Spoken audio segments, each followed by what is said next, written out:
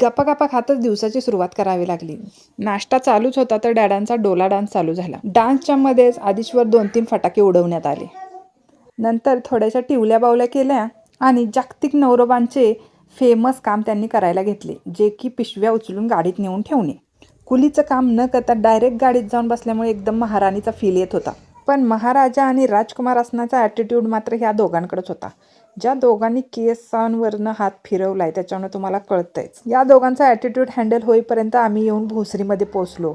तो भोसरीचा मामा, तो डायलॉग माहिती आहे ना तुम्हाला, मकरंद अनासपुरेचा, त्याच भोसरीत पोचलो. नंतर ऑल इंडिया बिचारे पतिदेवांची कामगिरी दोघांनी बजावत आम्ही तिथून पुढे निघालो. मामा मामी गुणी बाळासारखे पाठीमागच्या सीटवर एकदम शांत बसले होते, पण हे गुणी बाळ अजिबात नव्हतं. ह्याचं सारखं काही ना काहीतरी चालूच होतं. आम्हाला ना आमचं तोंड या ना त्या कारणानं चालूच ठेवावं लागतं, नाहीतर काही खरं नसते माणसांचं. आणि या गाडीला बघून तर माझा हसूच आवरत नव्हतं. धूर निघायचं जे काही यंत्र आहे ना, ते एवढं जे हालत होतं तुम्ही बघू शकता ह्या व्हिडिओमध्ये. तर बाय द वे आज होती पुण्यामध्ये सायकल रेस, त्यामुळे आहे ही गर्दी. आणि या गर्दीनं खूप हैराण केलं. माझा आदिश तर बिचारा झोपूनच गेला, एवढी गर्दी. केस सोडले म्हणून भूतासारखे दिसत असले त्याने नेक्स्ट पार्ट बघायला विसरू नका. तर आता भेटूया आपल्या नेक्स्ट पार्टमध्ये. तोपर्यंत बाय, टेक केअर.